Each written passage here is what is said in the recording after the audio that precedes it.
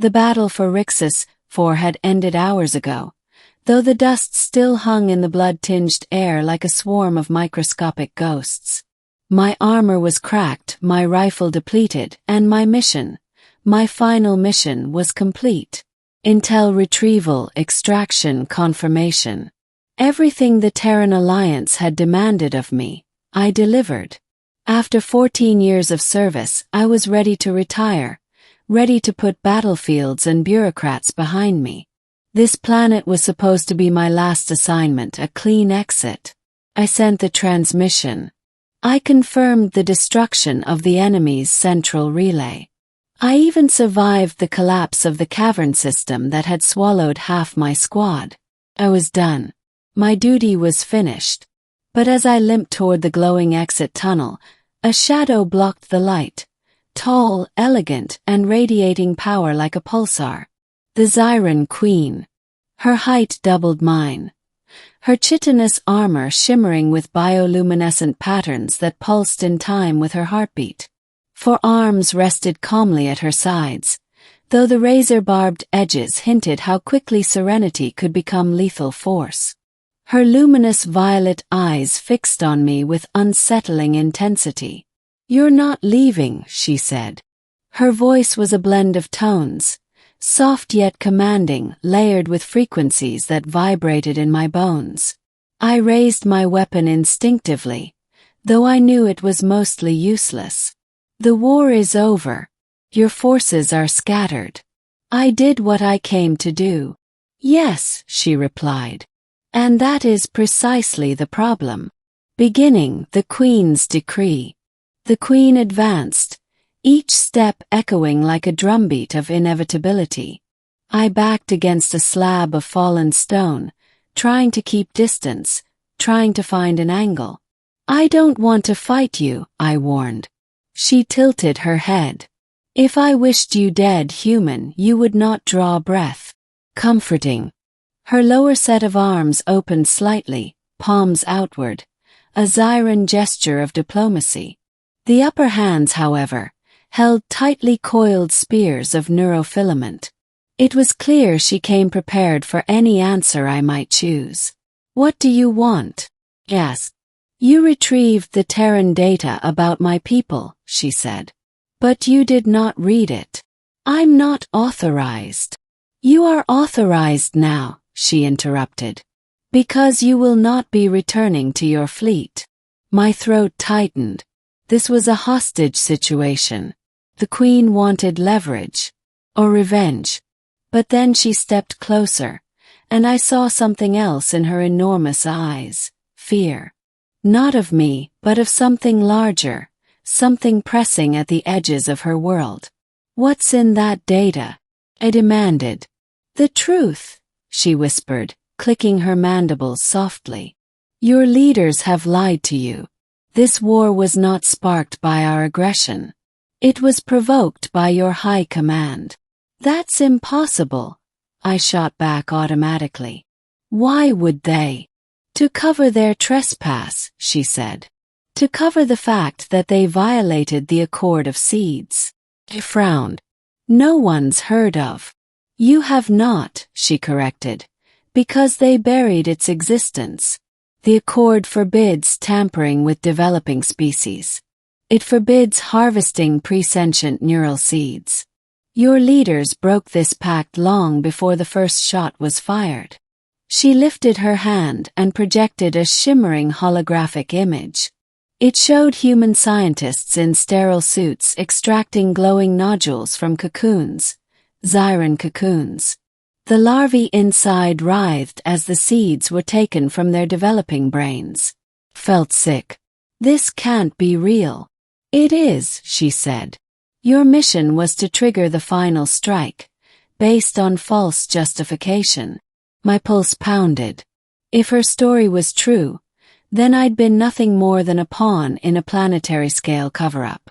"Why show this to me?" "Yes. Because you are the only human in this sector still alive who can challenge the lie."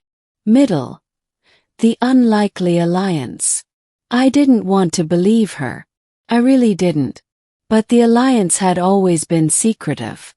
compartmentalizing information even from its own soldiers. I'd seen remote colonies vanish from official records without explanation.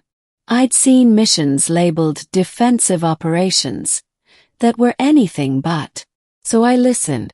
The Queen guided me deeper into the remaining tunnels, where bioluminescent roots clung to the walls like veins. My people evolve through neural seeds, she explained. They contain ancestral memory, centuries of instinct and knowledge. Terrans learned this and believed they could extract them to augment humans. They stole hundreds before my warriors discovered it. That doesn't justify attacking trade routes or settlement stations, I argued. We attacked the ships carrying the stolen seeds, she said. Your leaders framed them as civilians.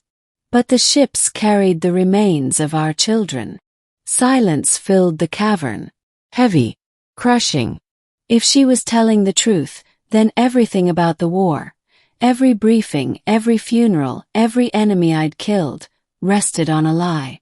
We reached a chamber filled with pulsating cocoons, each glowing like a tiny nebula. These are the last seeds not yet harvested by your kind, she said. If they fall, my species ends. I looked around. These weren't weapons. They were infants. She continued. Your fleet will return for them. They will annihilate Rixus. For if they must. But if you deliver a warning, if you expose the truth, perhaps your leaders will hesitate. I stared at the brood, feeling the weight of the moment. Why me? I'm just one soldier. You are the only one who completed their mission. If you return, High Command will listen. They believe you loyal.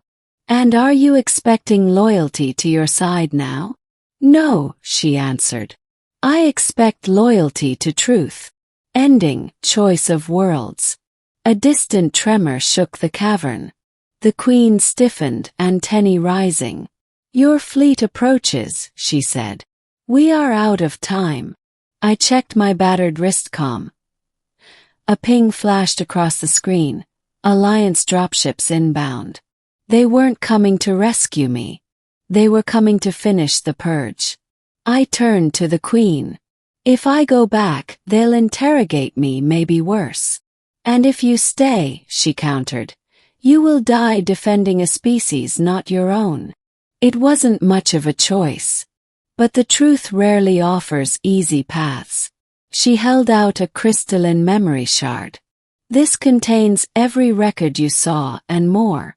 Enough to expose the Accord's violation. Took it. Another tremor, closer. I stepped toward the exit tunnel, but the Queen blocked me again, eyes fixed on mine. You are not leaving, she repeated. I tightened my grip on the shard. I thought we had an agreement. We do, she said softly. But once you go, the humans will claim you were coerced. They will say your mind was corrupted by alien influence. They will erase your testimony. I swallowed hard. She was probably right. So what do you want me to do? Asked. Her mandibles clicked in what I realized was the Zyran equivalent of a grim smile. Not leave through the sky, she said. Leave through the ground. She gestured to a tunnel descending into the planet's crust, a hidden escape route. It leads to the edge of your fleet's sensor nets. You can transmit the truth unfiltered. And you can choose your own path afterward. I hesitated only a second. Then I ran. The tunnel twisted and plunged. Heat rising as molten veins glowed along the walls. Behind me, the distant roar of bombardment echoed. My fleet destroying what they believed was an enemy stronghold, not a nursery. After what felt like an eternity, I emerged onto a ridge overlooking the blasted horizon. My wristcom flickered with shaky signal. I inserted the shard and transmitted everything, every image, every file, every truth. The fleet's channels erupted with shock, denial, panic, and then silence. I didn't know what would come next. Court-martial. So, maybe a civil reckoning that would tear the alliance apart. But I knew this. My duty wasn't to a flag or a fleet. It was to what was right. As I turned from the ridge, the ground trembled softly. I looked back and saw the Queen standing at the cavern entrance, battered but alive. She didn't speak. She didn't need to. I nodded to her. Silent pact. Then I walked into the unknown, no longer a soldier of war, but a witness to truth. And for the first time in 14 years I felt free.